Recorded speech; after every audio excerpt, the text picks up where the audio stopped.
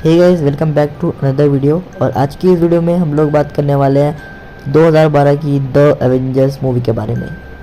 ये movie first ever collaboration है पूरे वर्ल्ड में सुपर हीरोज़ का। ये मूवी अगर इतनी अच्छी नहीं बन पाती तो एमसीयू इतना आगे नहीं निकल पाता, क्योंकि ये बहुत अच्छी मूवी है और इसी पे पूरा फ्यूचर टिका हुआ था एमसीयू का। क्योंकि सिनेमैटिक यूनिवर्स ऐसा ही होता है जिसमें कि बहुत सारे सुपर हीरोज़ आपस में मिलकर विलन के अगेंस्ट लड़ते हैं। और ये हमें सिर्फ कॉमिक्स में देखने को मिलता था पहले, बट इस मूवी के बाद से अब फिल्म्स में भी हमें सुपर हीरो का कोलैबोरेशन देखने को मिलता है। फर्स्ट एवर मूवी ये थी जिसमें कि अलग अलग मूवी के सुपर हीरो एक साथ देखने को मिले। और इस फिल्म की कॉमेडी, ह्यूमर, एक्शन सीन्स और स्टोरी सब कुछ बहुत धमाकेदार है।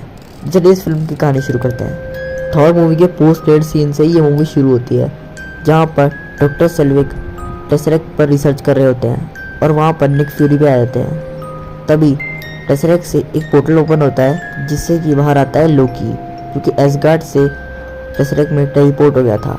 लोकी जो कि एसगार्ड से नीचे गिर गया था वो बच जाता है और फिर वो थैनोस से मिलता है, जो कि लोकी को बोलता है कि उसे टेसरेक्ट चाहिए।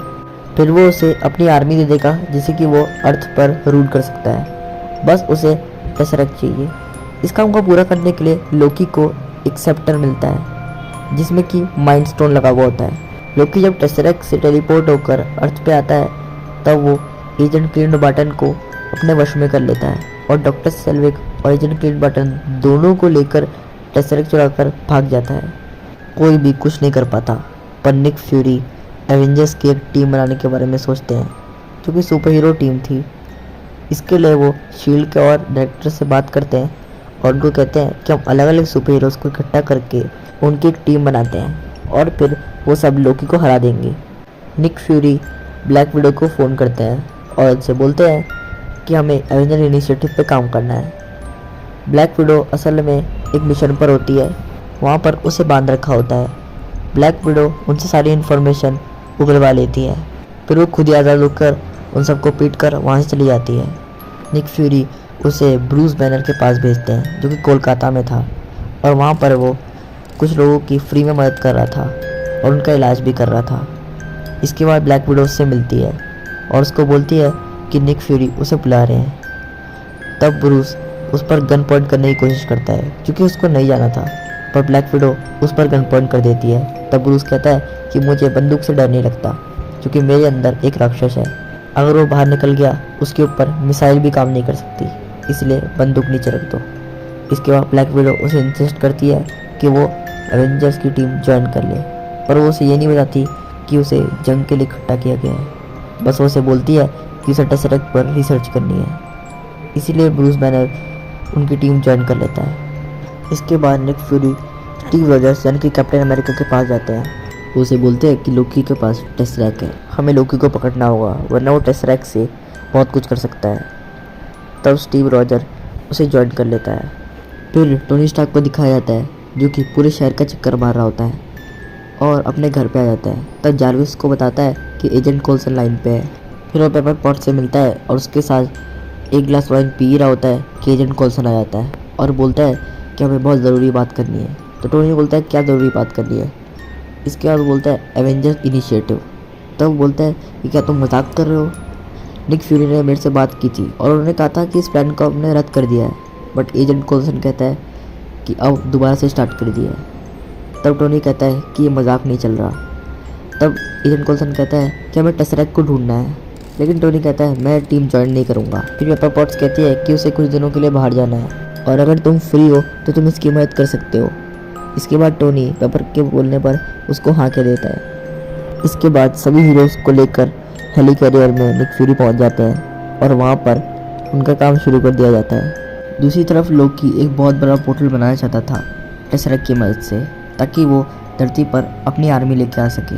उस पोर्टल को खोलने के लिए डॉक्टर सेल्विक एक मशीन बनाते हैं, पर उसमें एक एलिमेंट लगता था जो था इरिडियम, जो कि कहाँ मिलता था ये एजेंट क्लिंट बार्टन को पता था। इसलिए एजेंट क्लिंट बार्टन और लोकी वहाँ पे चले जाते हैं और यहाँ पर क्लिंट इरिडियम चुरा लेता है और उसके सामने लोकी बहुत तमाशा करता है और एक आदमी को मारता भी है और सबको बोलता है कि मेरे आगे झुक जाओ, जिससे किसी का ध्यान अंदर ही जाता कि क्लिंट इरिडियम चुरा रहा है। इसके बाद कैप्टन अमेरिका वहाँ पे आ जाता है और लोकी और कैप्टन की फाइट होती है। लेकिन तभी वहाँ पर आयरन मैन आ जाता है और वो लोकी पर अपनी लेज़र से अटैक करता है, जिससे कि लोकी हार जाता है। और आयरन मैन और कैप्टन अमेरिका लोकी को हेलीकॉप्टर में बिठा के ले जाते हैं। लेकिन तभी वहाँ पे थॉर आ जाता है और वो हेलीकॉप्टर में से लोकी को लेकर नीचे कूद जाता है। फिर वो लोकी से बात करता है कि उसे एसगार्ड चलना चाहिए, यहाँ पर उसे तबाही नहीं करनी चाहिए। तब लोकी बताता है कि एसगार्ड में उसे कोई भी प्यार नहीं करता, जबकि थैनोस नाम का एक एलियन उसको अपनी आर्मी दे रहा है धरती पर राज करने के लिए। उसका सपना था कि वो राजा बने और कोई भी उसका ये सपना पूरा नहीं कर सकता, इसीलिए वो जाने से मना कर देता है। तब वहाँ पे आयरन मैन आ जाता है और वो थॉर से लड़ाई करता है। चूँकि आयरन मैन लोकी को अपने साथ ले जाना चाह रहा था, क्योंकि लोकी को पता था टेसरेक्ट कहाँ पे है, और थॉर लोकी को एसगार्ड ले जाना चाह रहा था। इसलिए आयरन मैन और थॉर के बीच में लड़ाई होती है। इसके बाद कैप्टन अमेरिका भी थॉर से लड़ने के लिए आ जाते हैं। फिर थॉर म्योनिल से कैप्टन की शील्ड पर वार करता है, लेकिन जैसे ही उरू मेटल और वाइब्रेनियम टकराते हैं एक बहुत बड़ा ब्लास्ट होता है और थॉर दूर जाके गिर जाता है। एट लास्ट थॉर मान जाता है और कहता है कि मैं भी तुम्हारे साथ हेलीकॉप्टर में चलूँगा, क्योंकि तुम टेसरेक्ट का ग्लेज इस्तेमाल ना करो, और टेसरेक्ट मिल गया तो हम उसे एसगार्ड ले जाएंगे और लोकी को भी। और आयरन मैन और कैप्टन अमेरिका सौदा मंजूर कर लेते हैं और थॉर भी उनकी टीम में जुड़ जाता है। तब लोकी को एक चेम्बर में बंद कर दिया जाता है और ब्लैक विडो उससे बात करती है। तब लोकी बताता है कि वो पूरे अर्थ पर अपनी आर्मी से हमला कर देगा और तुम सब भी कुछ नहीं कर पाओगे। तब टोनी स्टार्क और ब्रूस बैनर माइंड स्टोन पर रिसर्च करते हैं, जो कि लोकी के सेप्टर में था। फिर उन्हें पता चलता है कि शील्ड वाले टेसरेक्ट इसलिए चाहते हैं ताकि उसकी मदद से वो विनाशकारी हथियार बना सके।